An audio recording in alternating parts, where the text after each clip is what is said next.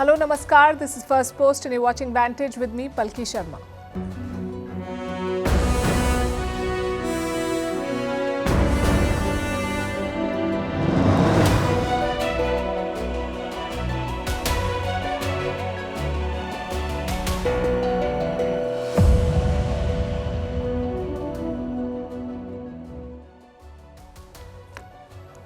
Tonight on Vantage, US markets are bleeding. $1.2 trillion have been wiped out and it's dragging crypto down with it. We'll look at what's causing the sell-off. Meanwhile, India is facing another headwind, a record trade deficit in the month of October. What is driving the gap and should we be worried? Also in focus, the Saudi Crown Prince is in Washington. He wants F-35 fighter jets and Donald Trump says yes, even as his own officials have raised red flags. In Moscow, India's Foreign Minister S. Jaishankar lays the groundwork for President Putin's India visit. In Europe, Volodymyr Zelensky is touring capitals, but a new corruption scandal is following him everywhere. Back home, a major breakthrough in the battle against Naxals. Security forces have neutralized a top commander. The East Asian skies are getting tense. Chinese travelers have cancelled 500,000 tickets as the row with Japan escalates. Why is Nestle under fire for adding sugar to baby cereals in Africa? What is parasocial? It's been declared the word of the year. We'll tell you what it means. And should companies be tracking employee productivity through software? We will look at this debate, but first, as always, the headlines. A widespread internet disruption hits X, ChatGPT and several other popular websites. This has been caused by an outage at Cloudflare, which is an internet infrastructure and security company. The disruption began this afternoon and has quickly spread across platforms. Britain's intelligence agency MI5 issues an espionage alert, warns lawmakers that China is trying to recruit parliamentarians through spies disguised as headhunters. There have been heightened fears about Chinese espionage in the UK, but London has sought to keep ties with Beijing, a key trading partner, warm. Israel hails Donald Trump's Gaza peace plan after its endorsement by the United Nations Security Council, but Hamas has rejected the resolution. The peace plan authorizes the creation of an international force which would work with Israel and Egypt in the Palestinian territory. A top Nigerian general orders his troops to fight day and night to rescue the 25 schoolgirls who were abducted yesterday. This is the latest in a string of kidnappings of school children in northern Nigeria. It comes amid rising tensions between Lagos and Washington, with Donald Trump threatening military intervention. And the Indian Cricket Board postpones the Bangladeshi women's tour. The officials have reportedly written to the Bangladesh Cricket Board. The bilateral series was scheduled for next month. The BCCI has reportedly cited ongoing tensions in Bangladesh as the reason for this decision.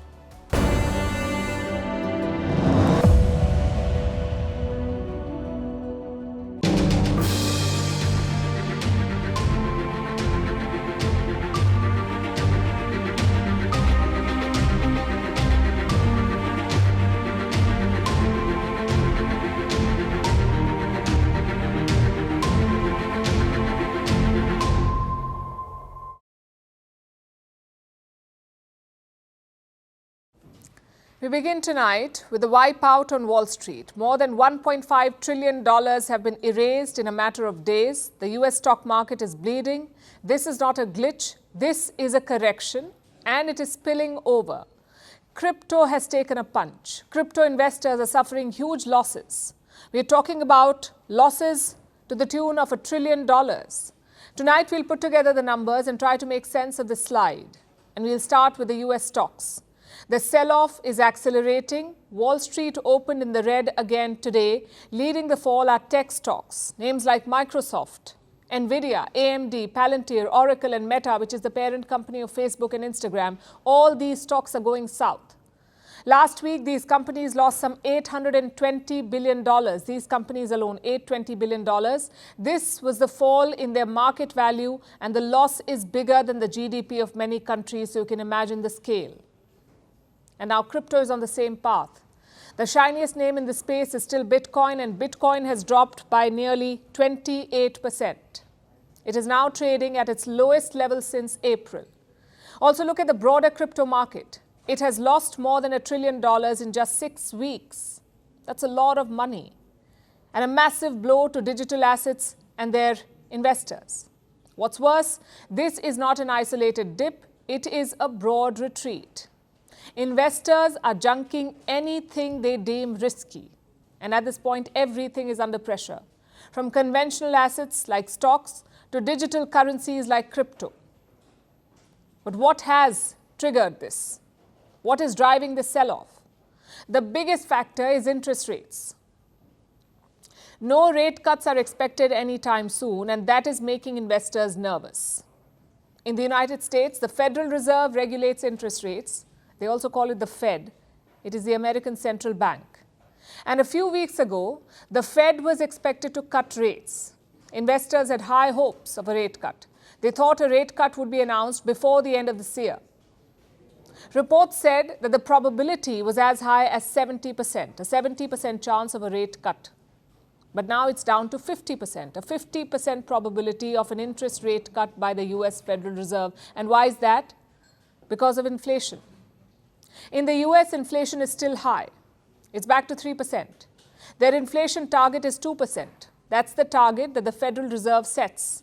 So 2% inflation would be ideal in America, according to them, but it continues to be higher. And that has reduced the chances of a rate cut.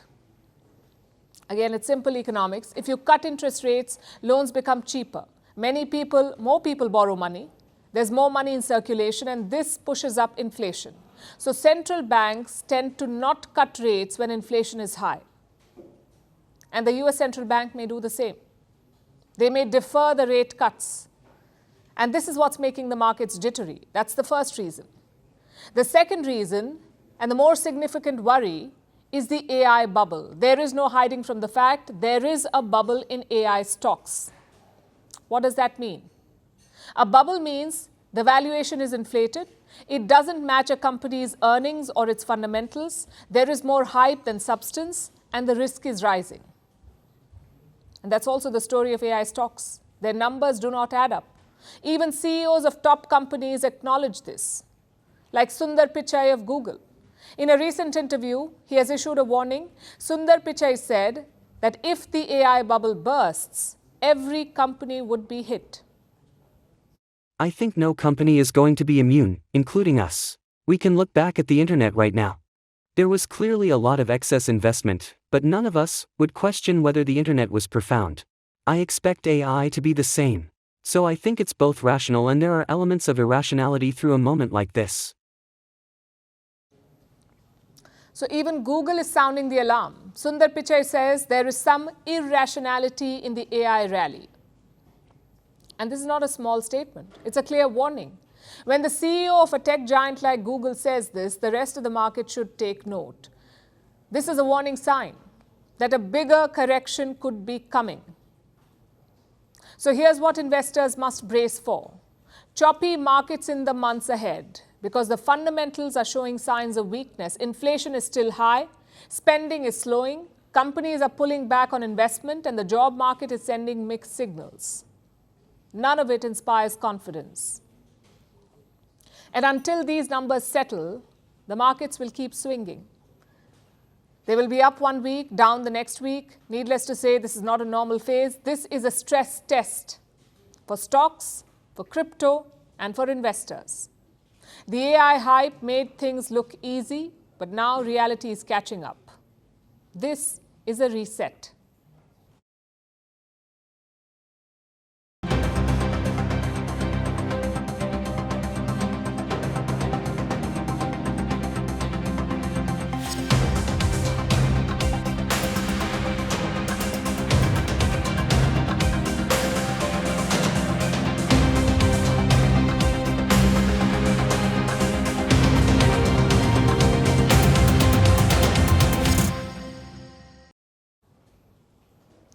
Ask any accountant and they will tell you this: you must balance your books, whether it's income and expenditure, or assets and liabilities, or exports and imports. If you do not find that balance, it will hurt you in the long run. Tonight, we're focusing on India's books, specifically our trade. India's deficit widened in October. It set a new record. It stood at $41.6 billion last month. That's the highest it's ever been. And we'll tell you what's causing this problem. But first, some basics. What is a deficit? When you buy more from the world than you sell it, you have a deficit. In other words, when your imports exceed your exports. Say you export goods worth $80, but you import goods worth $100. The difference is $20, and that $20 is your deficit.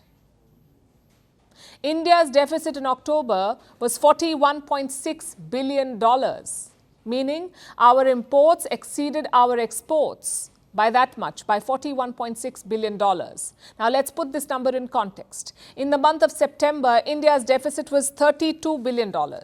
Economists were expecting it to fall in October. From $32 billion, they expected it to fall to $28 billion. Instead, it rose to more than $41 billion. Obviously, the question is why? Why did the deficit rise, and that too to a record high? There are two main reasons for that. One is the festive demand for gold. Last month, India imported gold worth $14 billion. That's 200% up from October 2024, $14 billion worth of gold. This gold rush drove up India's overall imports. That's the first reason. Reason number two is US tariffs. President Donald Trump has imposed 50% tariffs on India. But India's competitors, other countries, face only 15 to 20% tariffs. So Indian goods with 50% tariffs are more expensive in the US. As a result, Indian trade has been hit. Our shipments to the US are down. They've fallen by 8.5% compared to last year. Now, if you combine these two reasons, the full picture emerges. Next question. Why is this a problem? Why is the deficit so bad? When Donald Trump complains about deficit, experts bash him. So if it's okay for the US, why is it a problem for India? It's a problem because of our economic position. India is a rising manufacturing powerhouse. Our goal is to become a factory and a pharmacy to the world. And that involves mass exports. Just look at China. They run a trade surplus of almost $90 billion, 90. That's the opposite of deficit, a surplus. China runs a trade surplus of $90 billion. So at this stage, India needs a surplus. If not a surplus, at least more balance. That's what India needs. And how do we achieve that? Well, a trade deal with the US will help because despite the slump, America remains our top market. Whether it's for phones or jewelry or apparel, the US is still India's biggest market, and that is why there is so much focus on the trade deal, on a possible agreement between India and the US. India's Commerce Minister is optimistic. He says there will be some good news soon. At the same time, he has made India's red lines very clear. He said any deal must be fair, balanced, and equitable. We are both equally committed to working to expand trade and commerce between the two countries. And when the deal becomes fair, equitable, balanced, you will hear good news. So where are the talks at? India has tried to be mindful of Donald Trump's concerns. For example, look at energy. Indian state firms are buying cooking gas from the US now, and that too for the first time ever. So New Delhi is making an effort to accommodate Trump. But the other side, not so much. Consider the issue of Indian students in the US. We're talking about a large community. There are some 300,000 Indian students in the United States, 3 lakh. Despite visa issues, enrollment is up. It is 10% higher than last year. Together, these students contribute $14 billion to the US economy. Imagine that, $14 billion every year just from Indian students. Yet no one talks about that. No one includes this contribution in the trade equation. All the focus is on the goods trade. And frankly, that's unfair.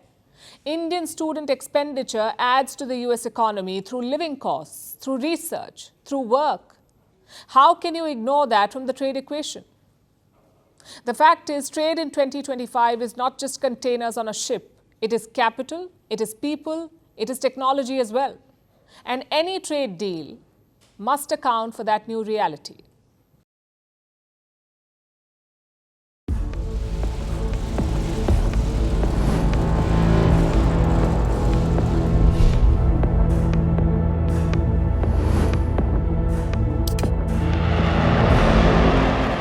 say that we'll be selling F-35s.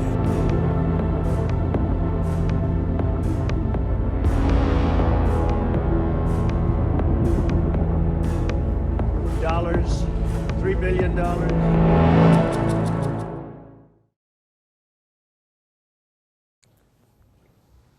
It's no secret that Donald Trump loves Saudi Arabia. Back in 2017, his very first trip as president was to Riyadh. It featured golden swords and orb photos. And in his second term, he did it again. Trump's first foreign stop this year was not to London or Ottawa. It was Riyadh. Straight to Mohammed bin Salman, the Crown Prince of Saudi Arabia and the de facto ruler of the kingdom. In fact, by now, the Trump-MBS bromance is global legend. Trump cannot stop praising MBS and MBS cannot stop hosting Trump.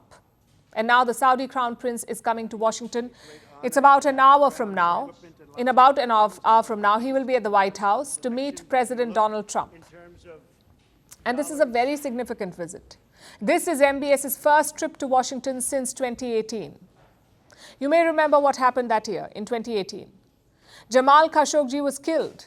He was a Saudi dissident. He was killed in the Saudi embassy in Turkey, reportedly on the orders of the Saudi Crown Prince. And when the case came to light, every Western nation isolated Saudi Arabia, but not Donald Trump. We are going to leave nothing uncovered. With that being said, the king firmly denied any knowledge of it. He didn't really know. Maybe, I don't want to get into his mind, but it sounded to me like maybe these could have been rogue killers. Who knows? So the world treated MBS as a global pariah, but Donald Trump did not. He clearly likes the Crown Prince too much, and now MBS is going to the Oval Office to see him. Of course, it's about more than their mutual admiration. This trip has a purpose. Saudi Arabia wants to be seen as a modern, dynamic, and indispensable power. And for that, it needs the United States of America, specifically America's technology, America's nuclear expertise, America's fighter jets, and yes, America's political blessing. MBS needs all of it.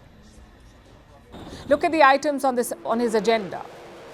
The number one agenda item is the F-35 fighter jets. Saudi Arabia wants them, and Trump says he's ready to sell. Yeah, no, I am planning on doing that. Yeah. You're gonna They want to sell buy. F-35s? They've been a great ally. They've got to like us very much. Look at the Iran situation, what we did in terms of obliterating, we obliterated their nuclear capability. Yeah, I will say that we will be doing that. We'll be selling F-35s. Now, this is a very important development because the F-35 is not just any other fighter jet. It is America's best so far and the most advanced technologically. The US guards this jet like Willy Wonka guards chocolate. It is shared sparingly. Israel has a few F-35s, a few NATO allies have them, and Riyadh has long asked for them, but until now, Washington refused. Donald Trump is changing that. He says he will approve the sale. And the American defense establishment is wary because Saudi Arabia is also close to China. They've been getting cozy on a lot of things, including security, telecom, drone research, Saudi Arabia and China. So the Americans fear that their F-35 tech could end up in Chinese hands. And that is why they did not allow the sale so far. Plus, they have one more problem, and that is Israel. Israel has 45 of these jets, 45 F-35 jets. Saudi Arabia has requested, or is said to have requested, for 48 jets. And you know what that means? It could change the power dynamics of West Asia. Of course, Israel is not in favor of the sale. The IDF, the Israeli Defense Force, has formally opposed the plan. They do not want Trump to sell F-35s to Saudi Arabia. They believe it will erode Israel's air superiority. But Trump is having none of it because in this deal, he sees only two things: money and leverage. He believes giving F-35s would pull Saudi Arabia firmly into the American orbit. And there's another prize that he's chasing, the Abraham Accords. That is a normalization deal between Saudi Arabia and Israel. As of today, they do not recognize each other officially. They have no diplomatic ties, no official diplomatic ties, Saudi Arabia and Israel. Trump wants to change that, and if he does, he would change West Asia forever. It's a deal that he's long pursued. In his first term, he got 4 countries to normalize ties with Israel: the UAE, Bahrain, the Sudan and Morocco. Saudi Arabia would be the big prize because it is the de facto leader of the Muslim world. It is the custodian of Mecca and Medina, the holiest sites in Islam. Trump wants it to recognize Israel. But for the Saudis, it will come at a huge political cost. And Crown Prince MBS knows that. He cannot abandon the Palestinian cause. He cannot abandon Gaza after what has happened. He will want a clear path to Palestinian statehood, and Israel may not agree to that. So normalization of ties may be tough.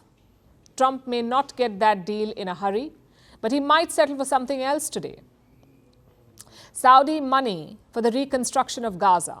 Something symbolic, something that he can talk about, because often political storytelling matters more than political reality. And beyond that, this is about interests. Everyone pretends that foreign policy is about principles, but let's be honest, it's also about money. Trump has business projects in the Gulf, towers, golf tournaments, real estate proposals, and Saudi Arabia has massive sovereign wealth funds. Billions of dollars have already moved, billions more could follow. For MBS, this visit is about legitimacy. For Trump, it's about power. And for both men, it's about rewriting their own storylines.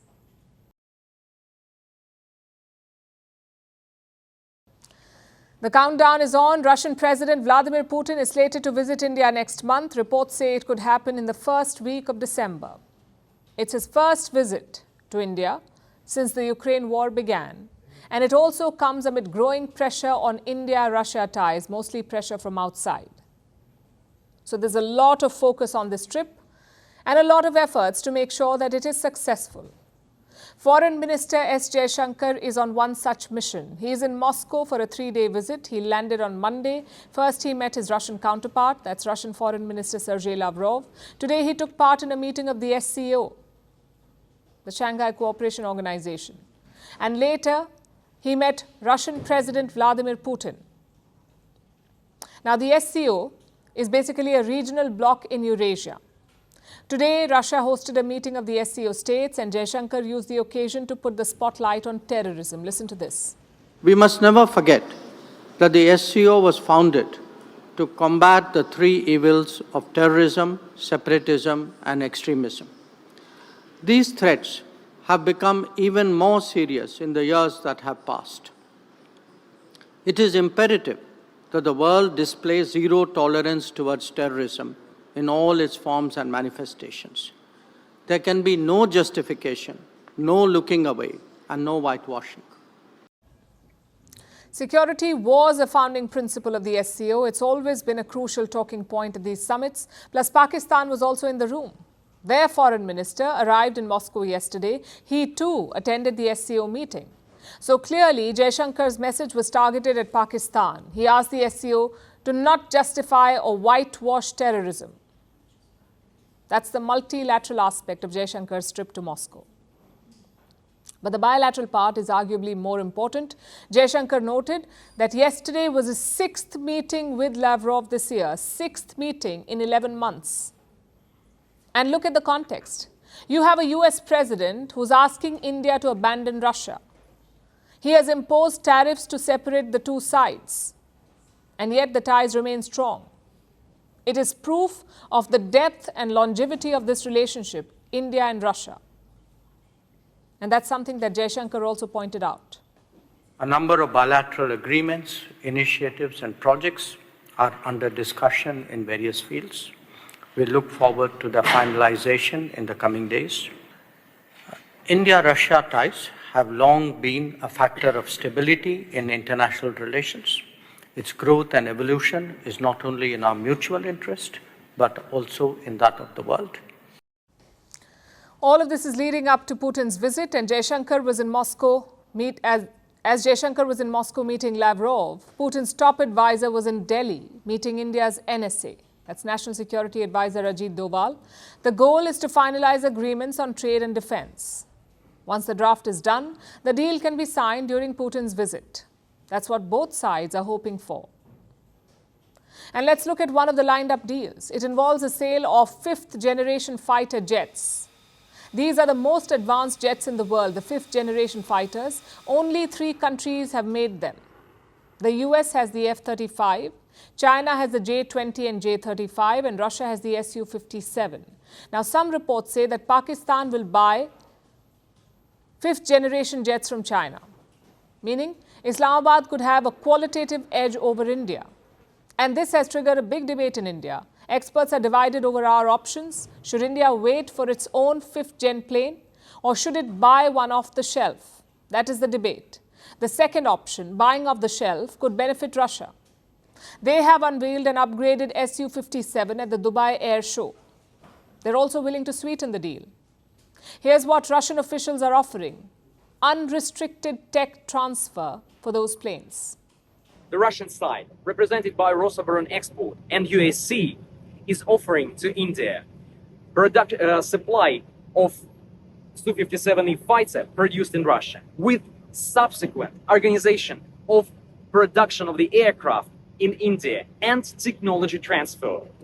Hence, we are offering technological learning of field generation technologies, including engines, optics, AESA radar, AI elements, low signature technologies, and modern air weapons. Let me translate what that meant. When you buy off the shelf, you get only the product. You don't get access to the technology, but Russia is offering that. First, they will sell the Su-57 to India. After that, they will transfer the technology as well, meaning India could build these planes at home. Like I said, it's a sweet deal. Russia is offering the planes, the tech, and the long-term support. They say Indian missiles could be fitted on the Su-57. The question is, will New Delhi go for it? Well, if we do, we'll know soon, because the hope is to strike a deal while Putin is visiting. And with so much on the agenda, it promises to be a high-stakes mission.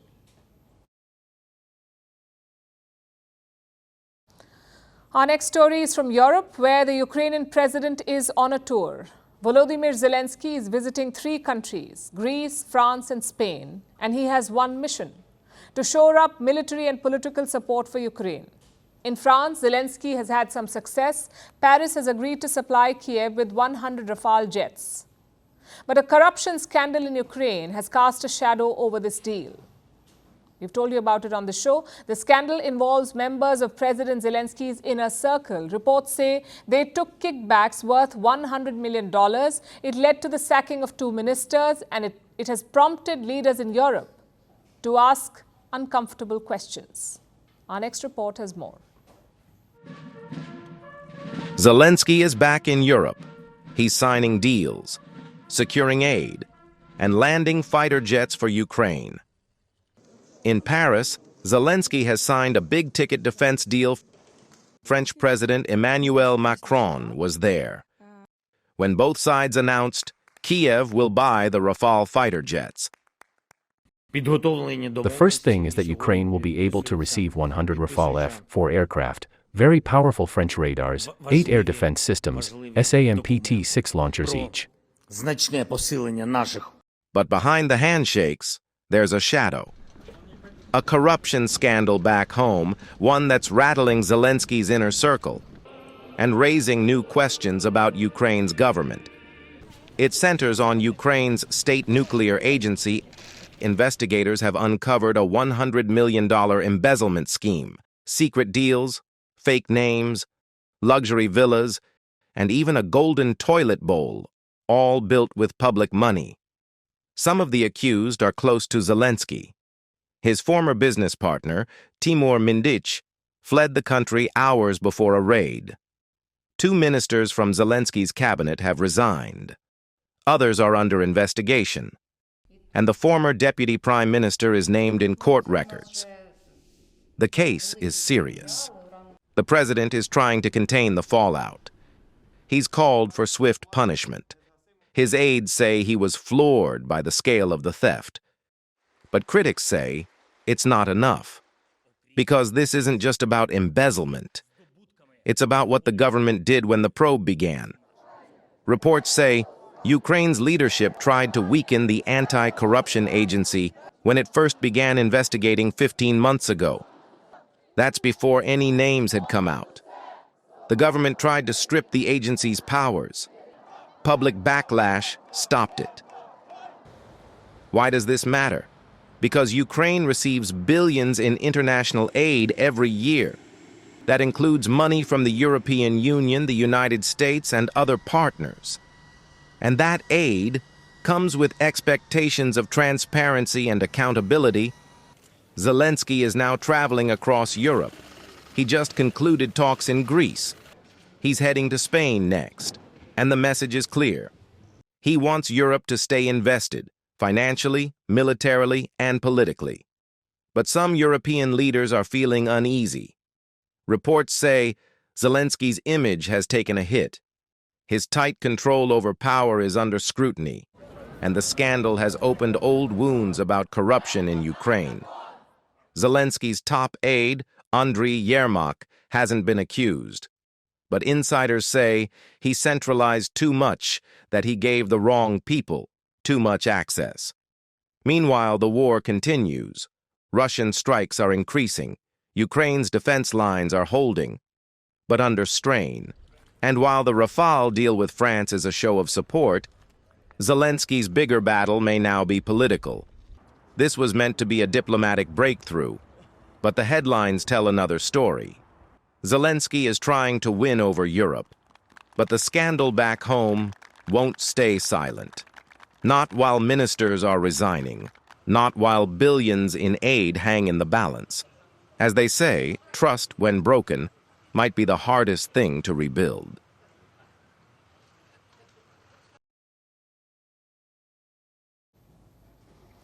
When we talk about India's security challenges, what is it that comes to your mind? Maybe it's Pakistan-sponsored terrorism or China's land grabs. These are events unfolding far away from us along unforgiving frontiers. They grab headlines and mind space. But what about the challenge inside our country? A fight that India has been fighting for decades and is now close to winning. I'm talking about the Maoist or Naxalite insurgency. Today, Indian forces struck a heavy blow to them. They neutralized one of the top Naxal commanders. His name was Madhvi Hidma. Hidma was among the most feared Maoist commanders. He joined the insurgency as a child recruit. Over time, he grew into leadership roles. Today, he has been killed. And this is being called the biggest setback to Maoists in 20 years. His story tells you why. Madhvi Hidma was a tribal recruit from Bastar. Bastar is a district in the state of Chhattisgarh in central India. Hidma joined the Maoists in the year 1991. Within the insurgency, he had a mythical image because Bastar is the center of Maoism.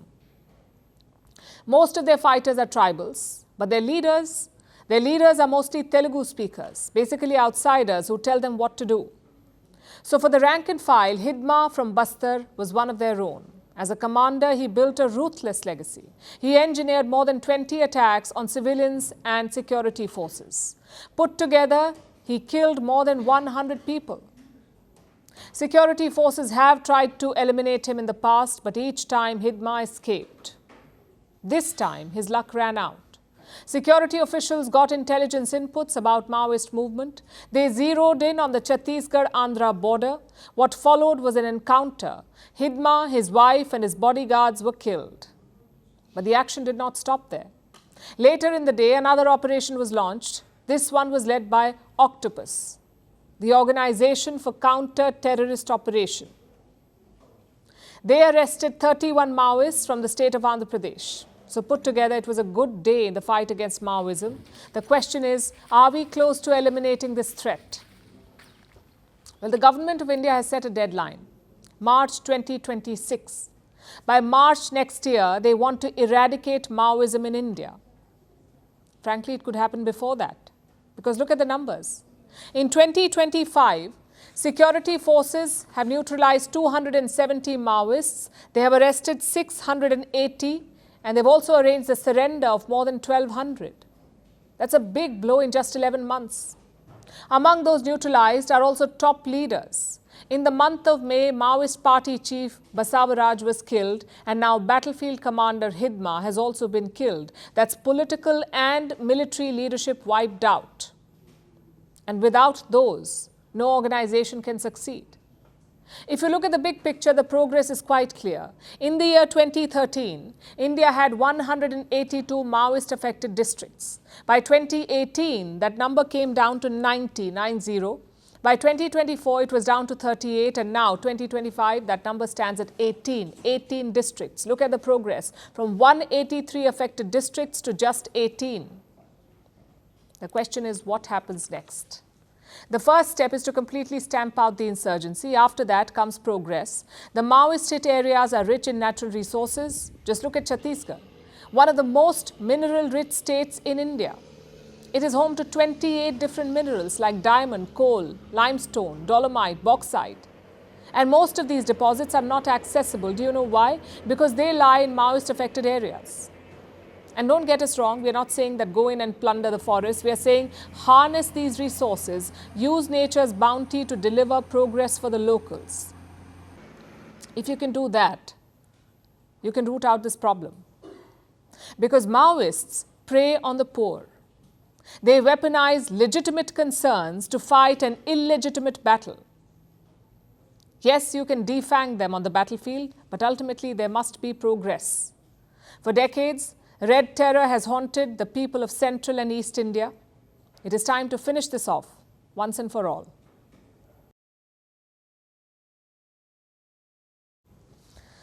Our next story is about Nestle. It is the world's largest food company. It makes some of the most well-known products in the world. But tonight it is facing serious questions, and that is because of a new investigation. A report says Nestle sold baby cereals with added sugar. These products were sold in parts of Africa. They were meant for babies as young as 6 months. The lab tests found added sugar in most tested packets. But here's the thing. The same product in Europe had no added sugar. So 2 different standards for 2 different worlds. Nestle says the report is misleading and scientifically inaccurate. But the investigation has now triggered a global debate. Are food companies following one rule for some regions and another for others? Here's a report. Early solid foods for babies are supposed to be the safest. They are generally considered free from additives. But a recent investigation has raised an alarm. Some packaged baby cereals in Africa contain added sugar. Sugar that many parents may not be aware of. The findings were released by Public Eye. It is a Swiss investigative group, and their investigation was centered on the world's largest food company, Nestlé. Public Eye's team worked with civil society partners in reportedly over 20 African countries. Together, they collected nearly 100 samples of Cerelac. Cerelac is Nestlé's flagship cereal for babies aged 6 months and above.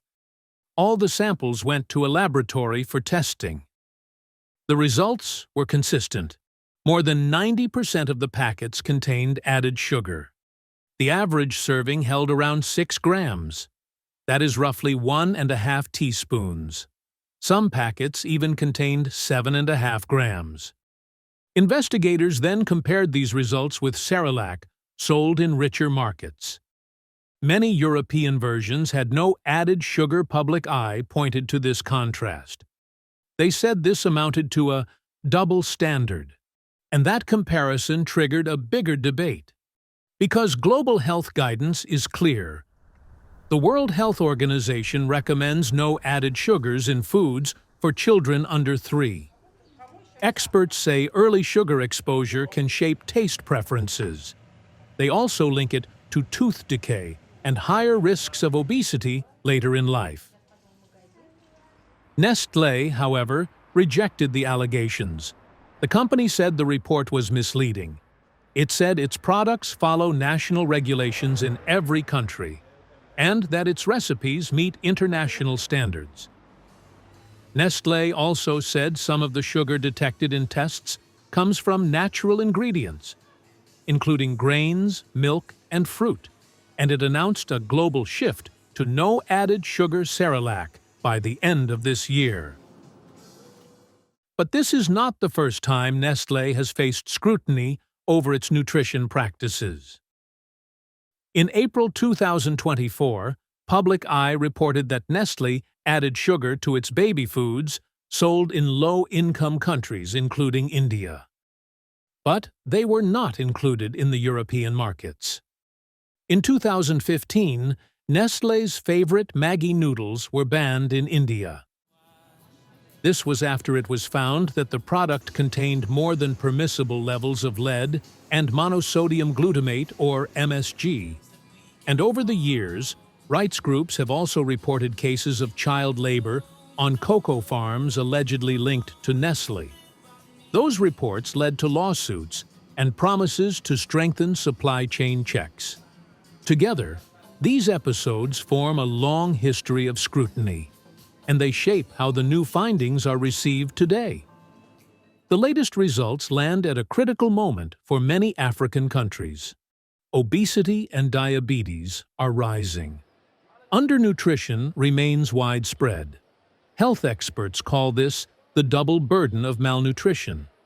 And this raises some important questions. What should be the standard for food made for infants? And should that standard ever differ from one region to another?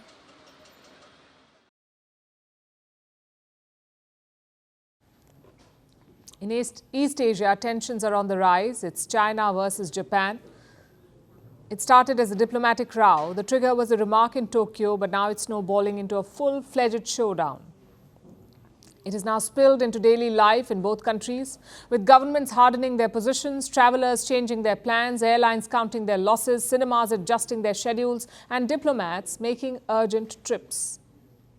All of this is happening over one question. And what is that question? What happens if there is a crisis in the Taiwan Strait? That was a question. Japan answered it. China did not like it, hence the meltdown. Earlier this month, Japan's parliament discussed this hypothetical crisis. What if China attacked Taiwan? What would Japan do if China attacked Taiwan?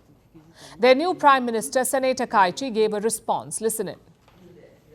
If China were to deploy battleships and involve the use of force, I believe this could be deemed a situation threatening Japan's survival. That phrase, a threat to Japan's survival, is not routine. It is a legal term in Japan's security framework. It opens the door to Japan using force in extreme cases. So the remark carried a lot of weight, and it marked a clear shift, a shift in how openly Japanese leaders now speak about Taiwan. Beijing's response came quickly. It summoned the Japanese envoy. It demanded that Prime Minister Takaichi retract her remarks. They said her words violated the One China principle. Beijing said Tokyo was damaging bilateral ties. Today, senior officials from both sides met in Beijing. China says it has lodged, and I'm quoting, it has lodged a strong protest. Takaichi's fallacy seriously violated the basic norms of international law and international relations and seriously undermined the post-war international order. It seriously violates the One China principle and the spirit of the four political documents between China and Japan and fundamentally damages the political foundation of Sino-Japanese relations.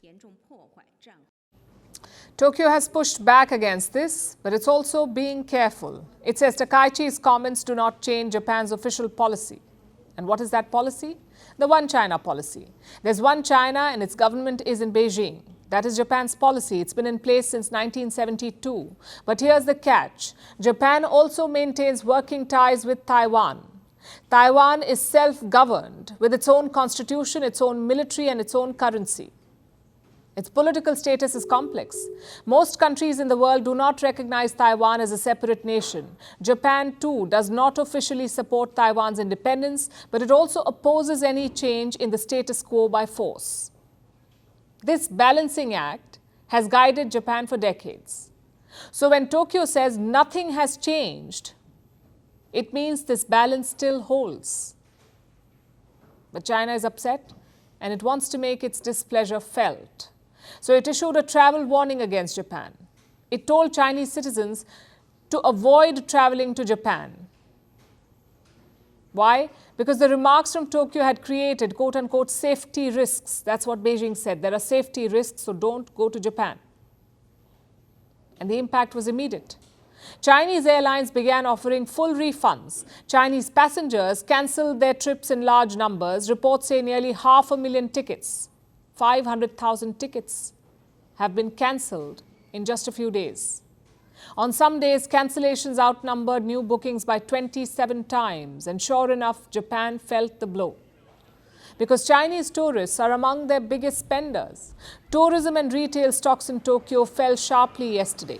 In response, Japan issued its own safety advisory. It asked Japanese nationals to avoid large gatherings. It also told them to be on alert. And it raised a formal protest in Beijing today. It told China that the travel warning was excessive. But China refuses to budge. It has also postponed the release of 2 Japanese movies. It says the public sentiment has shifted. So one remark on Taiwan, and you have disruptions in travel and entertainment.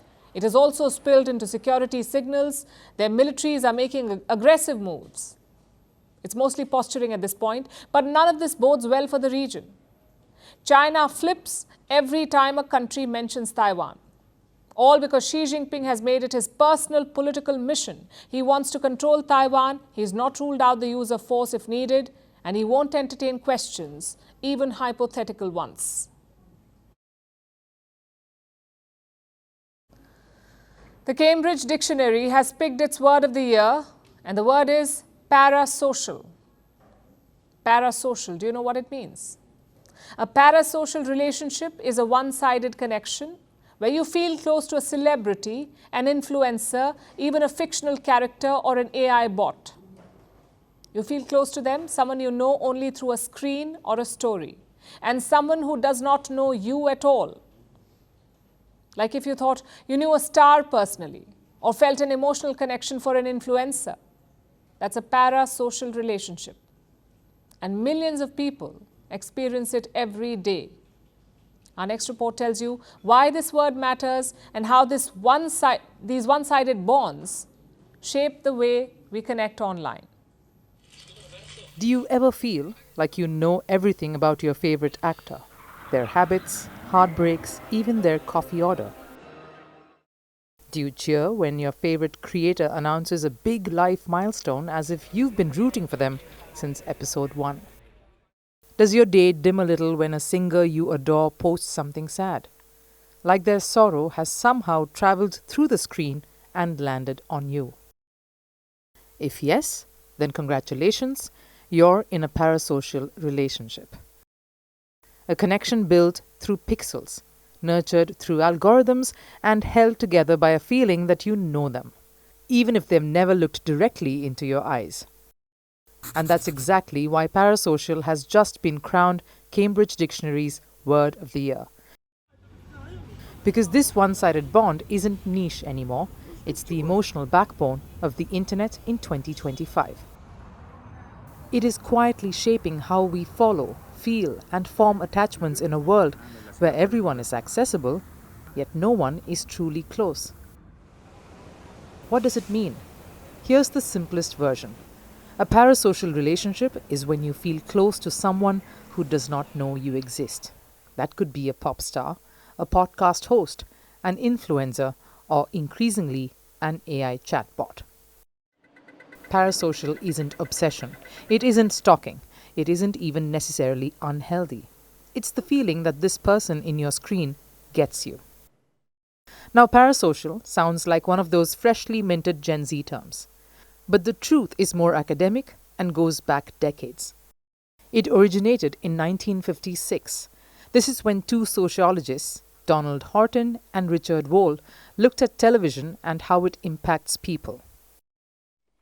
They realized people were forming emotional bonds with the people on the screen, that too, one-sided ones. Researchers say parasocial bonds form because the parasocial figure offers something irresistible. That is undivided attention. Your favorite podcaster never interrupts you. Your favorite creator never forgets your birthday. Your favorite AI never ghosts your message. The people in your life do. And so the relationship, though one-sided, feels consistent, comforting, and controlled. But that isn't always a good thing. Experts warn that parasocial relationships can create unrealistic expectations and blur boundaries. It could lead to obsessive loyalty.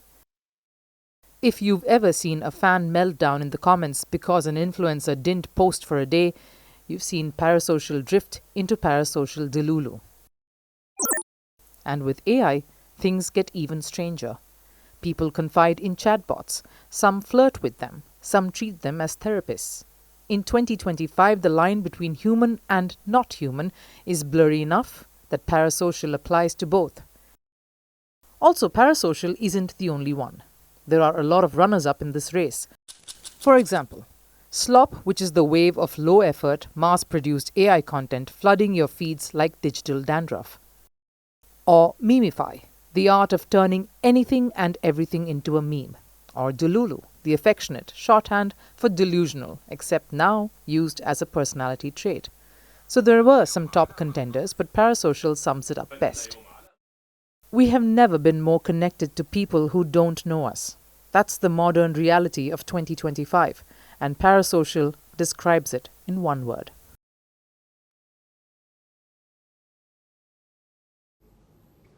If you work in IT, there's a decent chance that your laptop knows more about you than anyone else. It knows when you logged in, it knows when you drifted off, it knows when you opened Excel, and also when you minimized Excel to watch a YouTube video. But what happens when your company uses the same laptop to track you? Take Cognizant, for example. Reports suggest it wants to track the productivity of its employees. And how will it do that? Through a new software. It will track employee behavior on their devices. And this is how the system supposedly works. If there is no keyboard or mouse activity for over 5 minutes, employees are declared idle. If it remains inactive for 15 minutes, the employee is marked away from desk. The dashboard shows when a user is logged in, it shows when apps are open and how much time is spent on different tasks, which means the company can create a minute-by-minute picture of a typical work day. It can tell what the employee is doing every single moment. Reports say this new system is being gradually rolled out. It will be introduced from team to team, and this has made some employees uneasy. Now, we must add here that Cognizant has denied using this software. But this story is not about Cognizant. It's also not the only company caught up in this debate. Several IT firms are said to be using tools like this. Take Microsoft, for example, Microsoft Teams. It is what most companies use for communication. And Microsoft Teams is planning an update that will reflect the location of the employee. Say you connected with the Wi-Fi of your organization, then it will show the building that you're in. So your company will know if you're in office or not when you've joined that Teams meeting. And companies insist that this is not about policing employees. They argue it's about understanding how work gets done. You see, remote work has become the norm these days. Some employees are working from home at all times. So companies say they must find the bottlenecks. They must reduce wasted time and build better processes. Fair enough. But employees, unsurprisingly, do not see it that way. They see a dashboard. They see metrics. They see a system that knows exactly how long they spent on apps, but not how complex the problem they solved was. So employees fear that this data could become tomorrow's performance appraisal. Now, it appears that both sides have a valid argument, but here's the problem. Measuring activity is not the same as measuring work.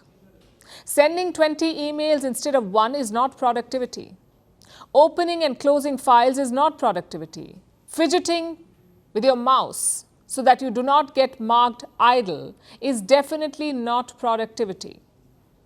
The modern workplace seems to reward the appearance of work rather than the work itself. The spotlight often does not belong to the best performers, it belongs to the busiest ones. Also, there's another problem with tracking tools. Once data exists, someone will try to optimize it. If a dashboard shows idle time, the leadership will ask why. This is how micromanagement becomes institutionalized. It's like putting a fitness tracker on a hamster. Eventually, someone will ask the hamster to run faster. But the fact is, it doesn't matter how much you work. What matters is the outcome. You can send one brilliant email that solves a complex problem or 20 mediocre ones that create 20 more problems. You can spend 3 hours deeply thinking through a solution or 8 hours producing constant activity. When companies focus on output instead of outcome, they miss the point of modern work. So as tools grow smarter and workplaces grow more digital, here's the looming question. Do companies want employees who perform for dashboards or employees who perform for results? Because one leads to busyness, the other leads to brilliance. And no software can seem to tell the difference.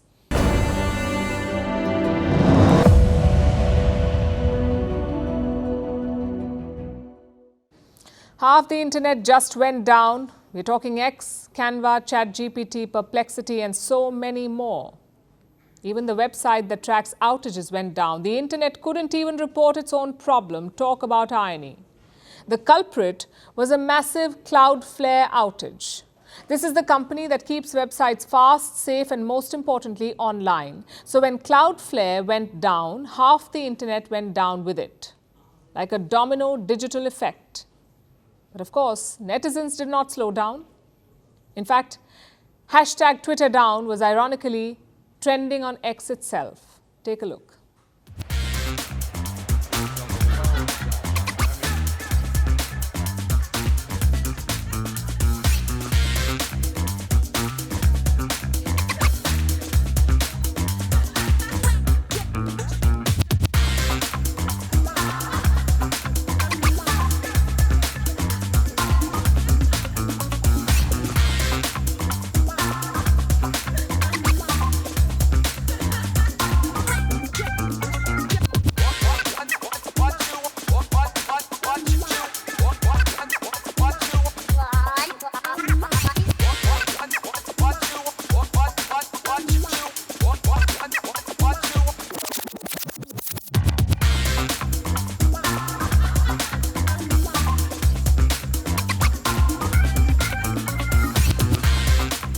And now it's time for Vantage Shots, images that tell the story. NATO's submarine sinks ship in a torpedo test during military exercises.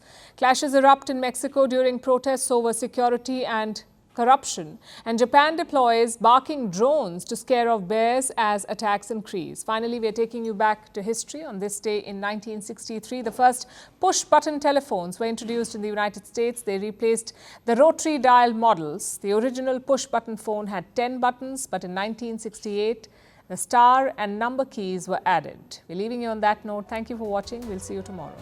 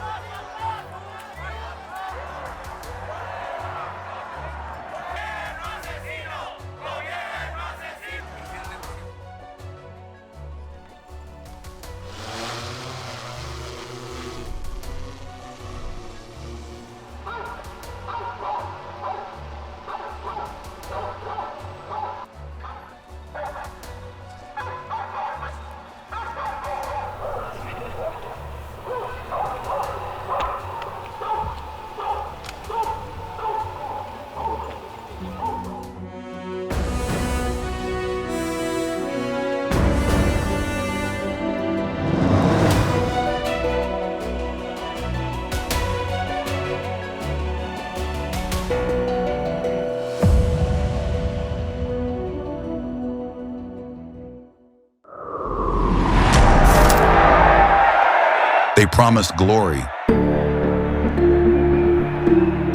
They delivered fear. They shaped nations. They scarred generations. From brutal purges to propaganda machines, from stolen power to violent falls from the throne. Welcome to The Dictator, a series that strips away the myth and then exposes the men behind the tyranny. History remembers their power. Firstpost reveals their truth.